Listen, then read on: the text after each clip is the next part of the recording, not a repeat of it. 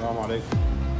هذا المكيف طبعا كان بصوت بالبرنامج بالبان، طبعا بدلناها وكان بمكانين للتسرب، صلحناها عن مكان الغاز وصلنا على الشغله مثل ما تشوفون.